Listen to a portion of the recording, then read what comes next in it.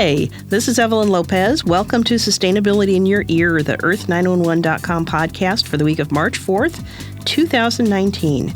We are recording at the Cozy Moon Yard Recording Studio in Tacoma, Washington. And I say cozy because it is really cold outside. It has been a cold and wet winter all over our country. In some places, even polar cold. So today, we're going to talk about water everywhere. Now, if you know your Coleridge, you know that's a line from The Rime of the Ancient Mariner, which did not have a happy ending. And it's followed by Nor Any Drop to Drink. At the end of winter 2019, it's an apt description of our weather and water issues. So today, let's talk about drinking water and the water that's in our lives. And today we have a really trimmed down crew. Our publisher, Mitch Ratcliffe, has a conflict today. And Sarah Lozanova, who usually joins us, is out ill. But Trey is here, Trey Granger, one of our writers, calling in. Trey, where are you from today?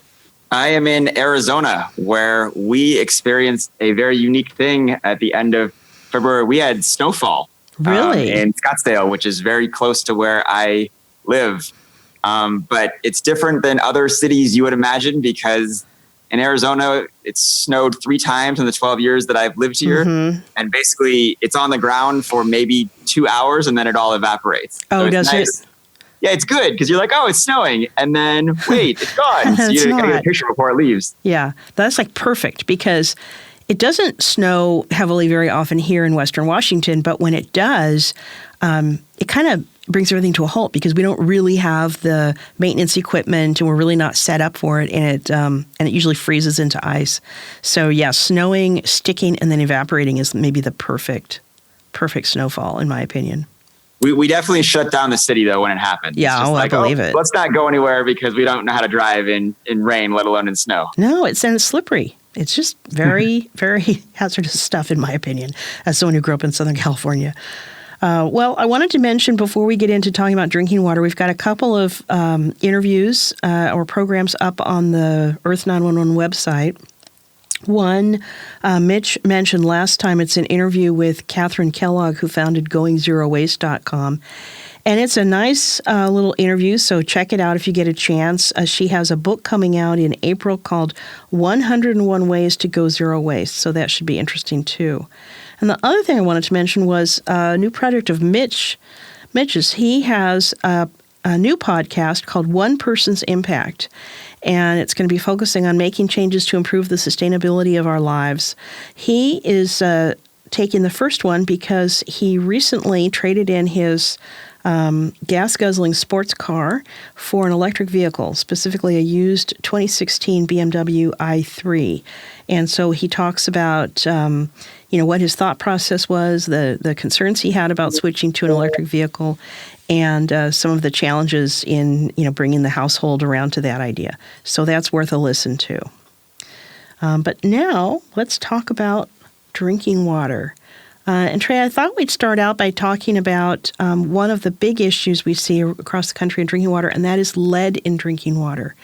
And tell me a little bit about what you know about lead in drinking water, and we can sort of chime in on what we think people should do about it.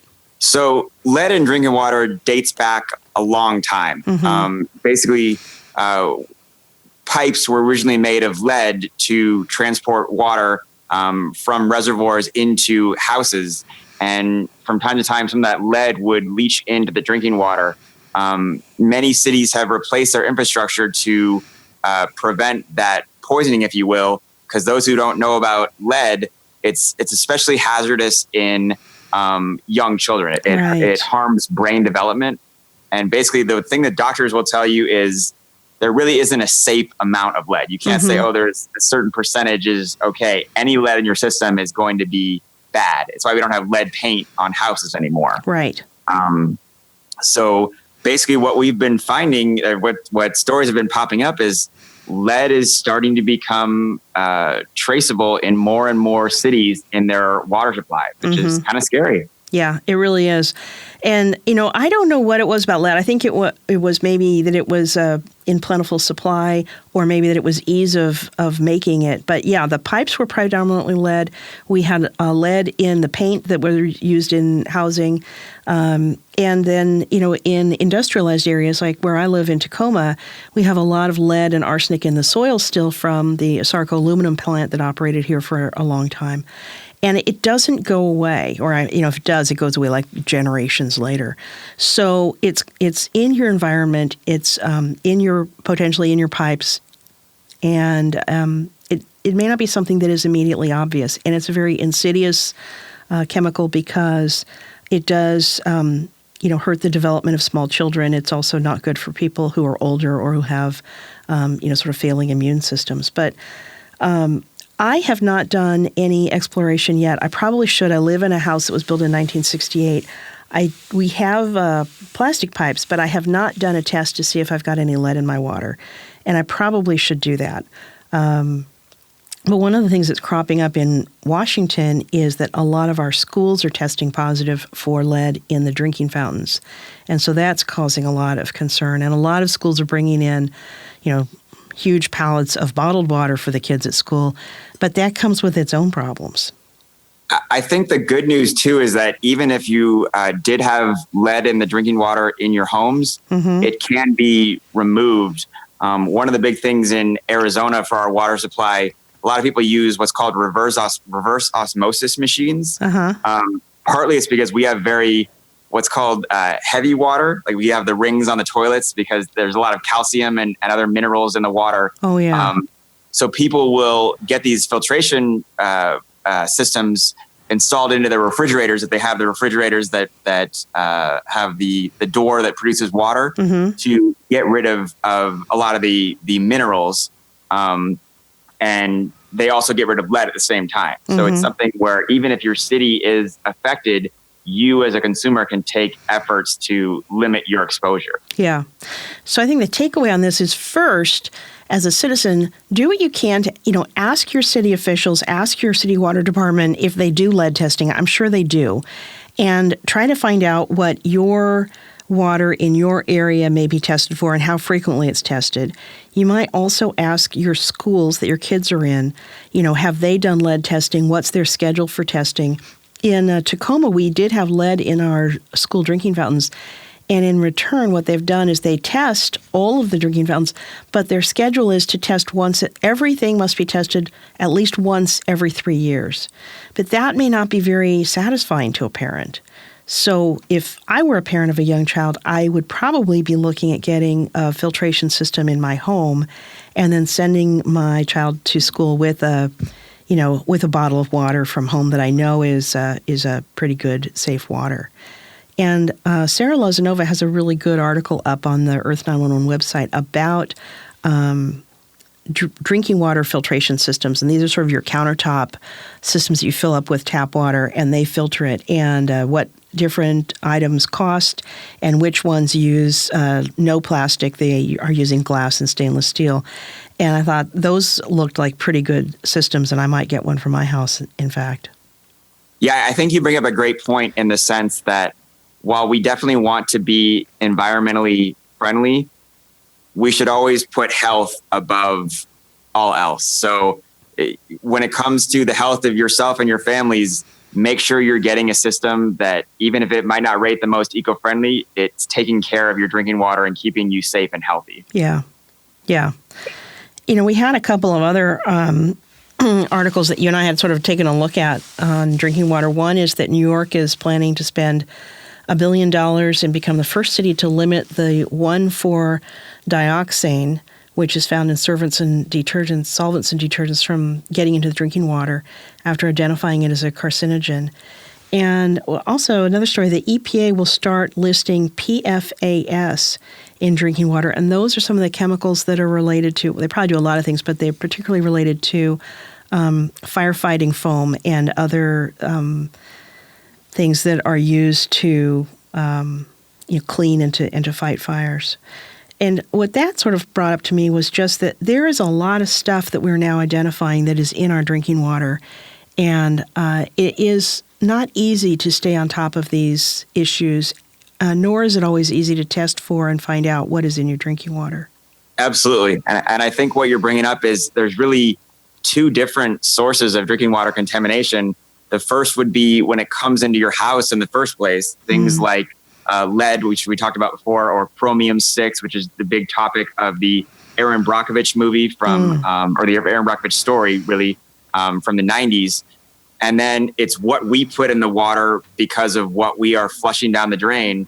I remember about 10 years ago, pharmaceuticals were a big issue. The EPA, the Associated Press did a story that found there was a bunch of remnants of testosterone and estrogen and other supplements found in drinking water because people were flushing their medications, or they were using the restrooms and it was just going through urine, and the treatment plants weren't able to sufficiently to remove these supplements. And so there was concern, and that's actually why the Drug Enforcement Agency now provides collection events for people, so they don't flush their meds down the toilet anymore, because we want to try to prevent this stuff. But it really shows you that it's not just something where it's the government piping the water into your house that can be an effect. If you are putting stuff down the drain, you could be hurting the drinking water for everybody else as well. I think that's a really good point. And that's a sort of it's hard to know how to dispose of some things. That's just true. And I have put things down the toilet myself that now I put in, wrap in paper and put into the trash instead. But the rule really should be don't put anything down the toilet other than, human waste and toilet paper. It's just not able, our systems are not able to deal with all kinds of different things, be it even goldfish, frankly. I mean, you just shouldn't don't put hair down there, don't put any pet-related waste down there. Try to keep the systems as clean as you can, because our filtration systems, which are very good, but they're kind of built on the assumption that you're dealing with human biological waste and not a lot of other things. Right. Yeah. But in particular, that New York story is interesting to me because it's great to see a city, let alone the biggest city in America, be proactive and try to address something that I think a lot of people aren't aware of. I don't even know how to pronounce it really, the 1,4-dioxane, because there's a comma in there. And, right. And it's great to see a city say, you know what, we're going to spend some money to limit the presence of this when it's not really a mainstream chemical that people are aware of. I appreciate that too. I also appreciate that, cities have enormous expenses, but they also tend to have very high revenues. And so if New York can figure out how to build some systems in place to limit these solvents getting into the water system, then smaller cities and other places can maybe borrow from that. So it is nice to have them take the lead and try to figure some of this out.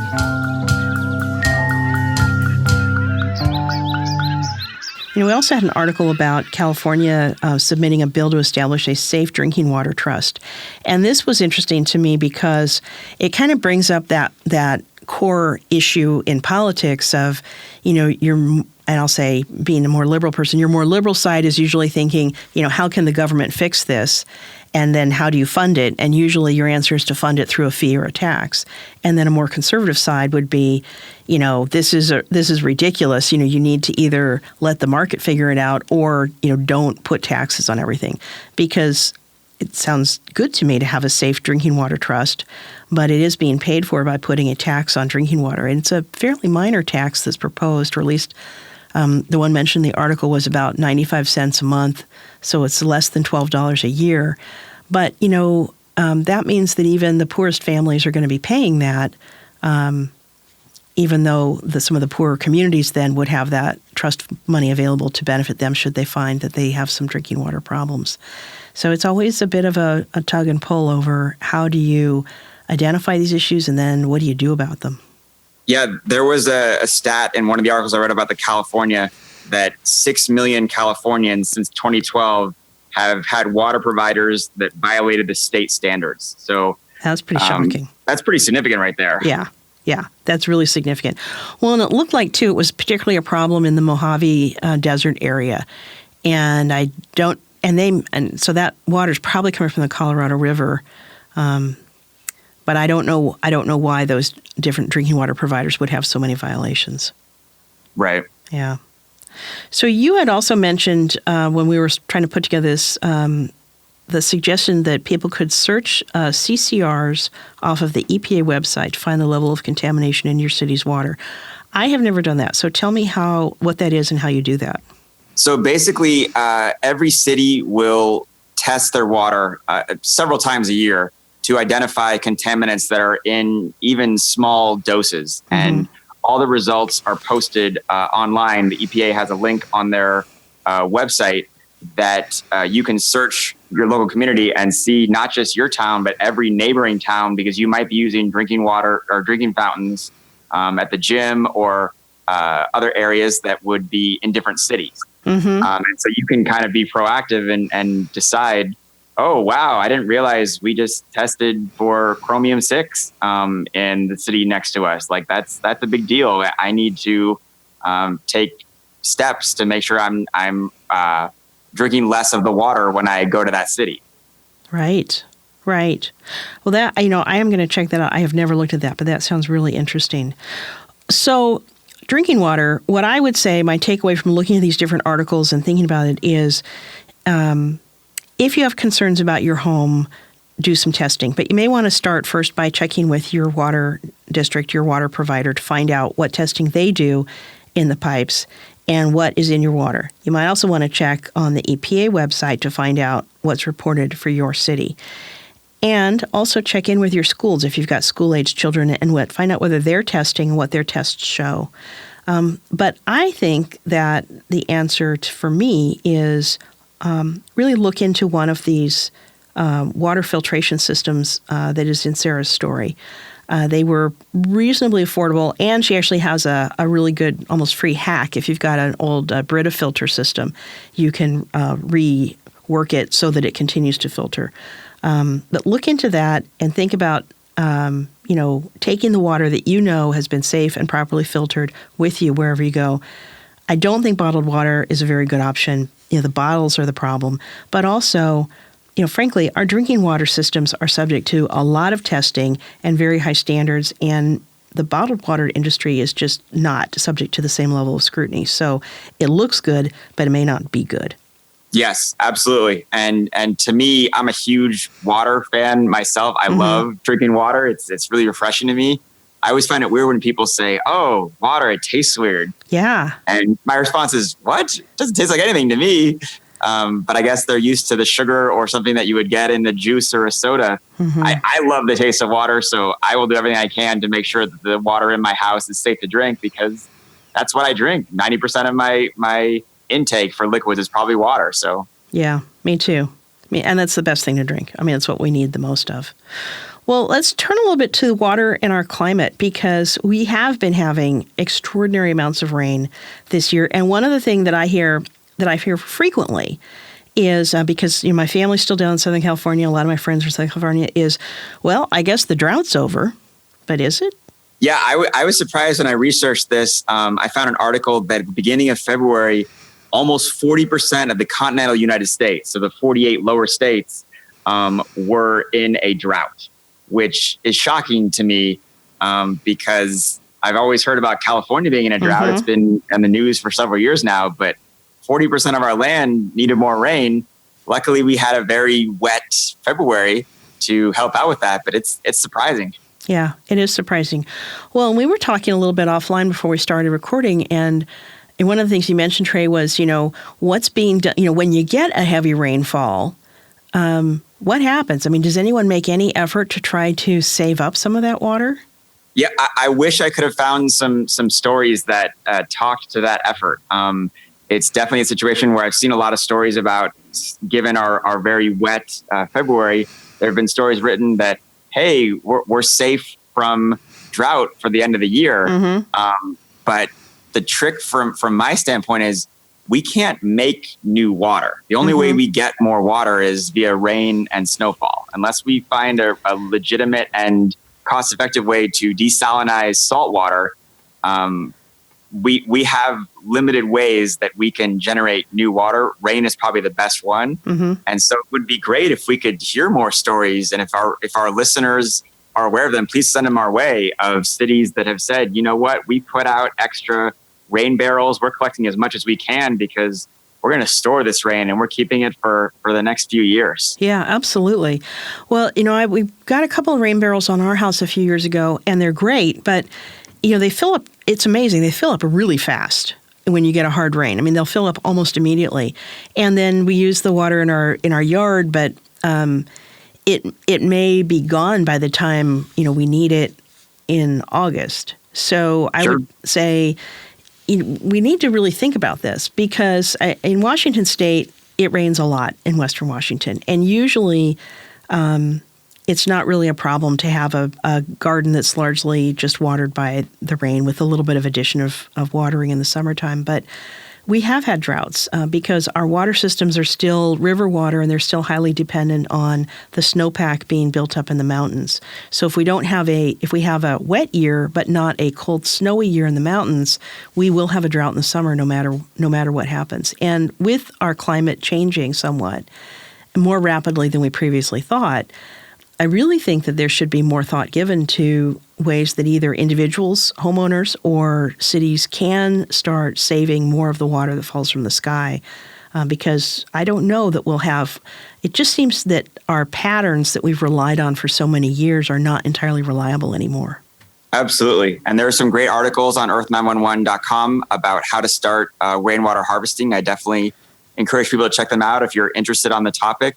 One thing that was fascinating to me is while it's now legal in all 50 states to harvest your own rainwater, Colorado was the last state to do so. And it was in 2009, I believe, they passed their legislation. The reason why they were hesitant at first was they were worried about consumers not having the proper training to do it. But what really spurred them to do so is they did a study in 2007 that found in the Denver area, 97% of their rainfall got absorbed by plants. So only 3% would make it to waterways and thus be suitable for human consumption.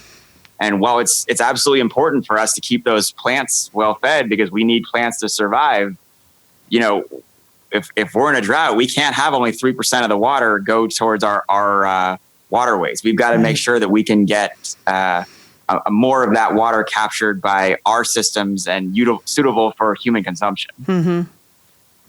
Absolutely.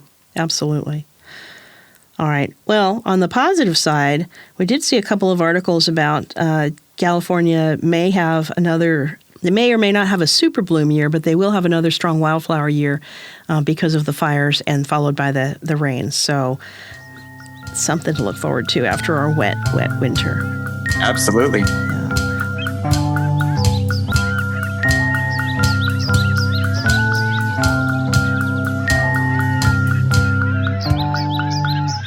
Well, let's take up our Earthling questions. We have 3 pretty interesting questions, and I'm going to really rely on your expertise for these, Trey. But the first one is Ron on Facebook asks us, he says, "Hi, someone dumped an old varnished table in our alley. I used the 311 app for my area in Los Angeles to get them to dispose of part of the table, but they left behind the smaller varnished wooden table legs. I'm not sure why. Maybe because the table was big and bulky, but the separated legs are not. Are the varnished table legs recyclable, or does that go in the trash?" So the trick here is going to be, I think people would be thinking that the varnish is what would make the trouble. Really, the situation is there's not a great deal of market for wood recycling in general. What this is called in the recycling industry is called C&D, or construction and demolition. Okay. There are a lot of facilities throughout the United States that will accept this material, but a lot of it is about diversion and finding alternative uses as opposed to recycling it into new wood. And Evelyn, you made a great point offline that there's donation opportunities. The Habitat for Humanity Restore is an excellent one to consider. They will accept a lot of household products and sell them for reuse. Yes. So it could be that the local Restore would accept the legs and have a table to put them on. Yeah. If the legs are in good shape, I think it's worth trying to take them to the Restore. If they're scarred up and not in good shape, then realistically they're probably for the trash bin. Right. Yeah. But if they have wheels, I would definitely remove those wheels. They're probably made of brass, and you can recycle those as scrap metal. Oh, very good. Okay. So it kind of depends on what's going on with those varnished legs. If they're in good shape, you might be able to donate them. If they've got metal wheels, those might be scrap metal. But if all else fails, I might even look at using them in my garden, upside down, depending on if they're attractive or not. But, if all else fails, they are probably not for the recycling bin. They are probably for the trash bin. Yeah, definitely not put them in the recycling bin. Right. I can't think of any city that would accept wood as recycling. No, I don't think so. Even the yard waste stuff is not for that. Right. All right. Brian on Facebook asks, he doesn't say I need to dispose of a small bottle of mercury. Can you help? Asking for a friend. I always love that asking for a friend line at the end. Like it's a hypothetical situation or something. Yeah. Very specific. I don't know exactly how one comes upon having a small bottle of mercury these days, but if I found myself or had a good friend with a small bottle of mercury, I would probably call our hazardous waste disposal line and find out what they thought. And what I would expect them to tell me is, could you please bring that to us at the hazardous waste, disposal facility, which is next to our dump, next to our environmental recycling center. And I would do so. It does not go down the sink. It does not go in the trash. It does not go in the recycling. This is highly, highly dangerous, hazardous stuff. Yes, and especially be careful when you are transporting it, because you definitely don't want to have the bottle turn over and the cap isn't secure and all of a sudden you have mercury all over your car. Because mercury is airborne. And so as soon as it gets into a carpet, or the leather of your car, it's really hard to remove, and you're going to start breathing in those vapors, and it's definitely not good for the brain. And I don't know how much exposure it takes to get mercury poisoning. I knew someone when I was in high school where I worked at a resort, and the guy who worked in the gardens had mercury poisoning as a young man, had lost all of his hair as a result, and used to draw a mustache in every day. So that's why I remember. But I don't know how much exposure it takes to get mercury poisoning, but it is not anything to fool around with. Let's put it this way. CFLs, the compact fluorescent light bulbs, they have about 5 milligrams of mercury in them. And if you break one of those in your house, the EPA is definitely encouraging you to take the appropriate measures to clean it up. It doesn't take a lot of mercury to affect your health. Wow. Okay. So a bottle full, no matter how small the bottle is, that is very dangerous. Yes. All right. For his friend, not for him. For his friend. No, yeah, just for his friend. So you should be concerned for your friend. Very concerned. Our last Earthling question, Manuela asks on Facebook. This is a good question. If only we had a good answer. How can I make money by recycling plastic bottles? And we don't know where Manuela lives. So I'm going to assume here that she is talking about the more common types of bottles, like water bottles and soda bottles and beer bottles, which are typically made of number 1 plastic, the PET. Those are commonly utilized or included in bottle bills, which there are 10 of them throughout the United States. So she may want to check and see if her state is part of a bottle bill, because then there will be facilities throughout the state that will accept plastic bottles and pay her money for them. She does need to be cautious, though, because if she lives in a neighboring state, like if she was in Idaho and she could drive across to Oregon, it is against the law to drive to a bottle bill state with bottles and try to collect that deposit. Interesting. So be aware of that. It was actually a great Seinfeld episode back in the day about them trying to drive their bottles to Michigan and collect all the money from them. But in the other 40 states, it is going to be trickier to make money from it. Because while there is a great market for PET in the United States, the key is going to be volume. So if Manuela is able to start her own collection, and I assume Manuela is a female, her own collection business, if she can get a truckload, she can actually reach out to NAPCOR, which is the National Association of PET Container Resources. And they will have PET recyclers who will buy material by the truck, but they're not going to take like 5 bottles and give her money for them. They want it in bulk. Right.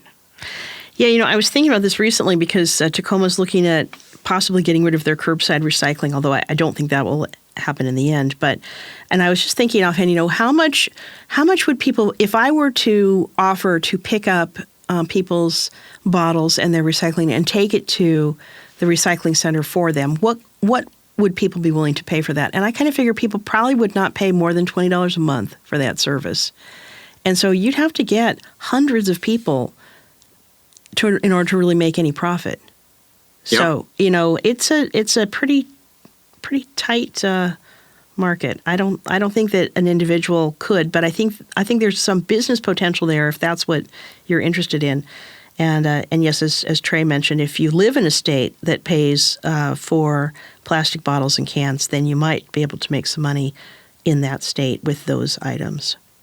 And I've said it on several podcasts in the past. If we want to make the change, it all comes down to consumers, because they might not believe it, but if we start supporting companies that are using recycled content in their packaging, if we start demanding that Coca-Cola and Nestle Water and all these other companies use 50% recycled PET in their bottles, and going after companies that are doing that, it will change the mindset. It will create a demand, or more of a demand, for that recycled plastic.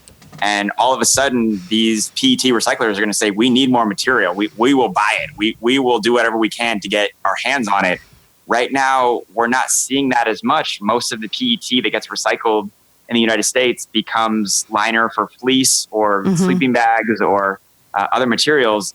We need to start putting it more in bottles, but that's going to be relying on consumers to say, you know what, we'll pay a little more. Yeah. We want to support that closed loop environment. Yeah.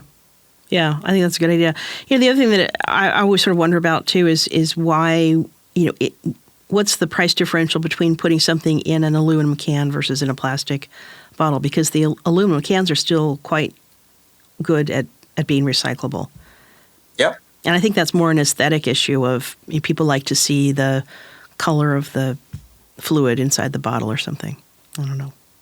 There are plenty of benefits for using plastic over glass or metal. I'm not saying we shouldn't use plastic. I think the key is we need to start using more recycled content across the board for all of our packaging. And it's just going to be dependent on consumers demanding that change. Yeah, I think you're right. Well, on that note, anything else you want to add about water issues today, Trey?